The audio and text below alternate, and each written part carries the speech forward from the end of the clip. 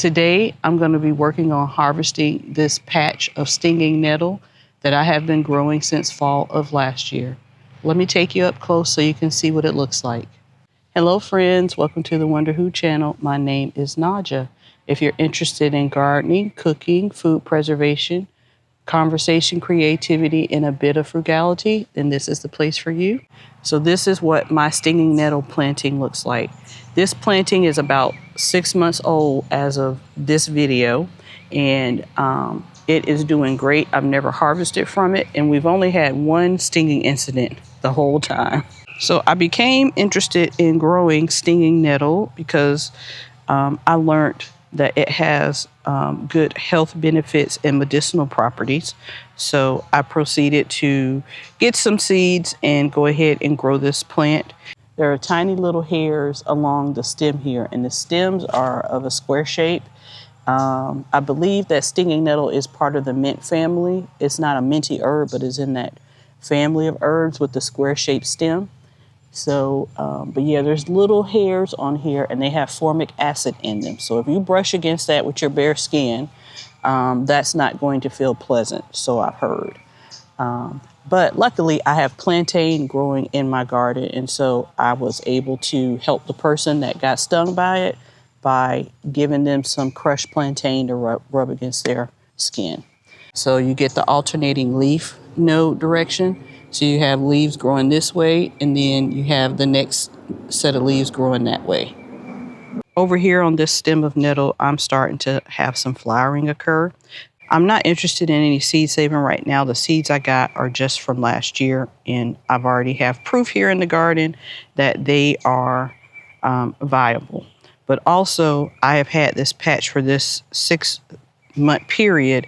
I will eventually be able to divide the patch that I have here and put it in other areas in different containers. So I'm definitely going to keep this plant contained. You can certainly take stem cuttings and propagate those with water or soil. But from what I've read, the most popular and easier way to get more plants from this plant is to do division by the rhizome area in the soil. All right, so since I'm going to be working with harvesting this plant today, I want to show you how I've protected myself so that I don't get stung. So I've got on a long sleeve shirt and I've got on long pants. In most situations, I'm going to have on a long sleeve shirt and long pants just because of all of the biting insects and things that are out here in my garden. But something else that I'm going to wear to protect my hands and my arms are these long gloves. These are some pigskin leather gloves that I picked up off of Amazon. There's the name of them or the brand of them. If you're interested, they come in a lot of different colors. This is not sponsored or anything like that, but I'm just showing you what I've got so you can have it as a reference. I've used these gloves to cut down some thicket recently in an area of my yard, and there was raspberry cane and stuff like that, black raspberry cane, and it has helped. I have not gotten pricked or by any thorns or anything like that. So I feel like these are really good gloves. So any type of variation of that. So just keep in mind this stings, right? So make sure that if you are growing this and harvesting that, to be careful and to also protect yourself. If you don't know me yet, insect repellent, sunscreen, face net, long sleeves, that's the stuff that I'm going to be working with when I'm out here in the garden. So what I'm going to be doing with all of this stinging nettle that I'm harvesting is that I'm going to freeze dry it so that I can have it for teas and for other uses. All right, so what I like to do when I'm cutting something like this from the mint family or even a basil is I like to look for a node and cut above that node. So that way where this node is, the plant can go ahead and start to grow out from that area and bush out. I'm gonna start with some of these over here so that as I proceed to cut and need to lean in a little bit, that I don't run the risk of getting stung by the plant.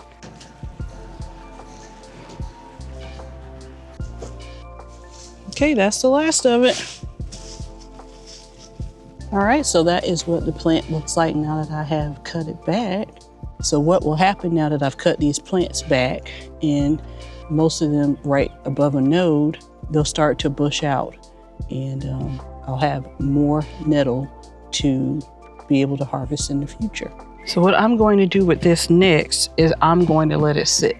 The reason I'm going to let it sit is because once the plant is cut, it starts to wilt, and then that will start making the little thorny protrusions and the formic acid that has built up in the plant to start to dissipate, and then also makes the thorns wilt. So then it won't be so difficult and painful to wash and do all of that.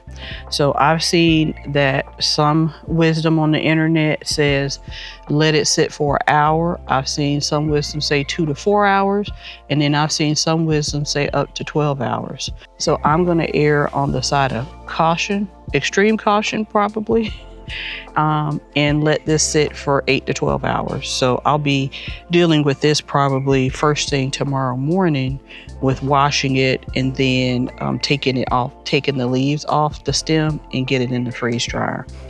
And this is what the nettle looks like currently, wilted. All right, so when I'm touching it with the gloves, I don't feel any stingers, but that doesn't mean there's not any there. Okay, I've got this sitting in cold water. I'm gonna let this sit for about 10 minutes. What I'm going to do is take these leaves off the stems and put them in the salad spinner.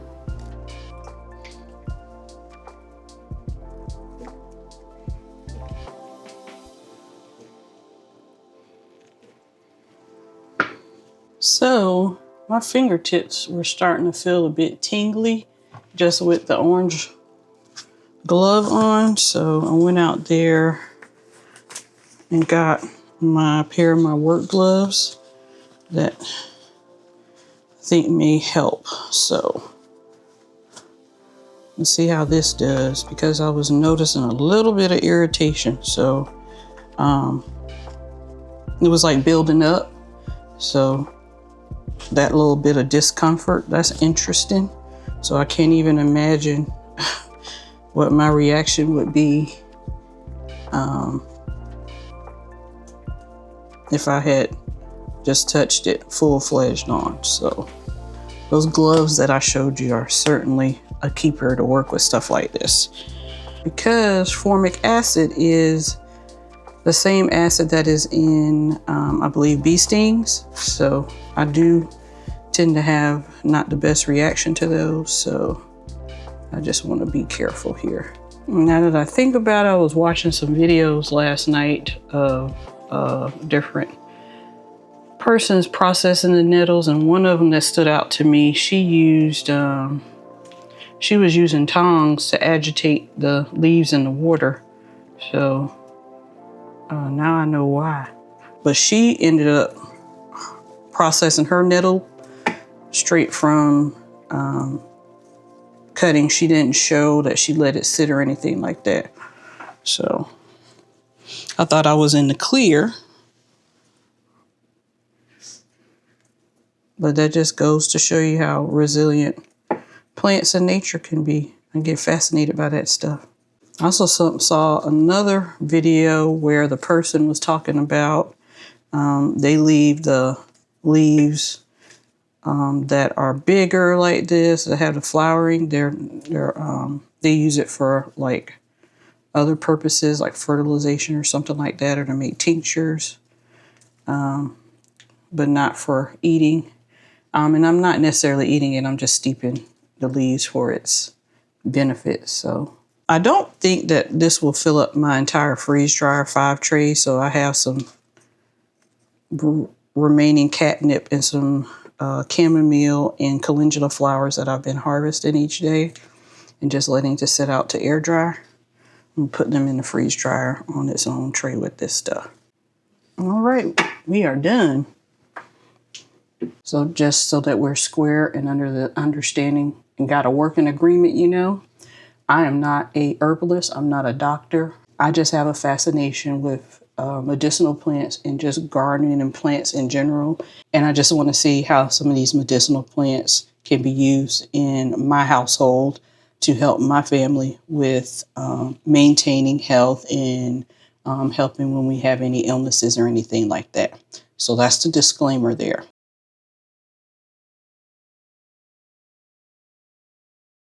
All right, I like the way that looks. So I'm gonna get my freeze dryer trays over here so I can start laying this on the freeze dryer trays.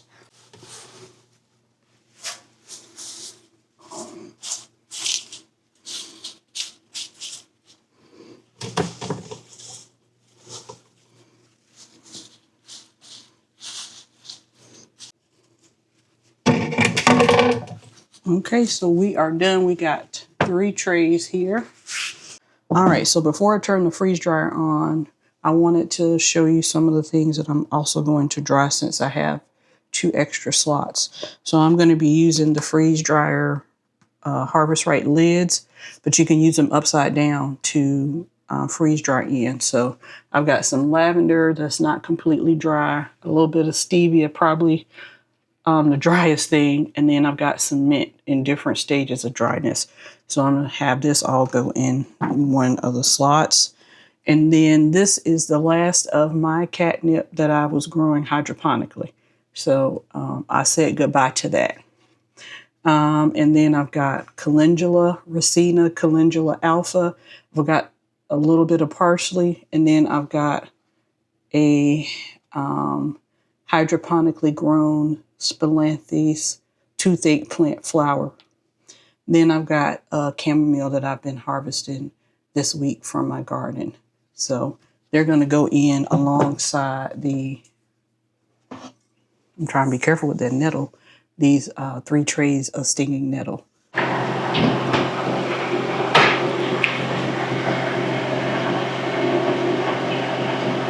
All right, we got the freeze dryer going now. I'll see you when it's time to make a cup of tea.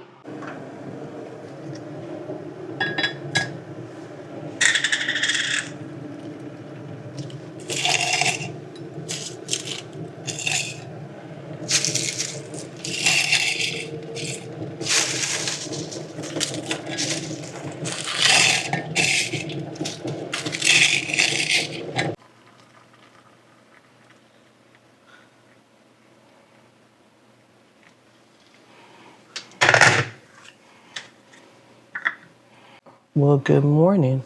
As you see, I've started a cup of this nettle tea. So last night when I went to check the nettle for dryness and doneness, it just felt not dry enough for me. And I'm not familiar enough with this plant and how it comes out freeze dried that I felt good enough to just let it go. So I actually had the freeze dryer run for the rest of the night. And the way that the leaves feel this morning is totally different to me. So I just like the way that it feels. I guess I would have considered last night being dry and done, but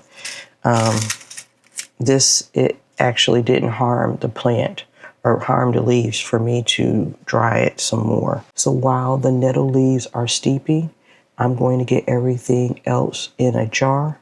So this is a 1/2 gallon jar of nettle freeze dried. I have another jar. I have a quart jar that I'm going to put the last tray in. So I had 3 trays. So it looks like 2 trays fit in here pretty good. So that's a note for myself.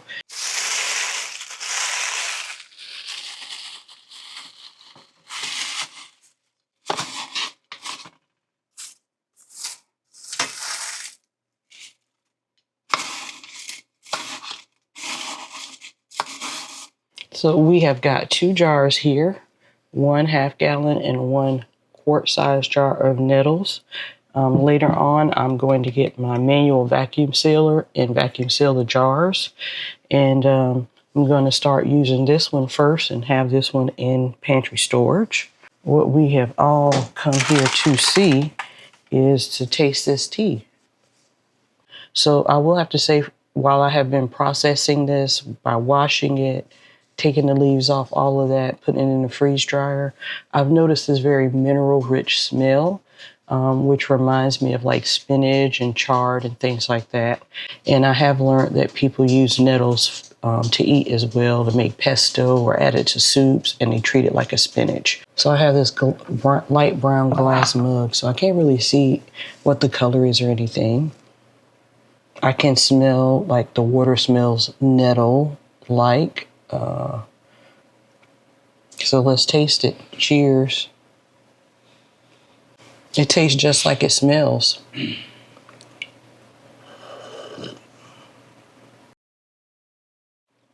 Okay, and I can get down with this. I am having some allergy problems today. I just had a rough night with allergies. And this is supposed to help energize you as well, so it helps with those things. So I'll see how that ends up doing for me today. I hope you enjoyed this video of me harvesting, processing, freeze drying, and tasting nettles. So if you have any questions or comments, please leave those in the comment section below, and I'll get back to you as soon as possible. Please remember to like, share, and follow for more. I hope today is the goodest of your good days, and may everything fall into place for you. Bye-bye.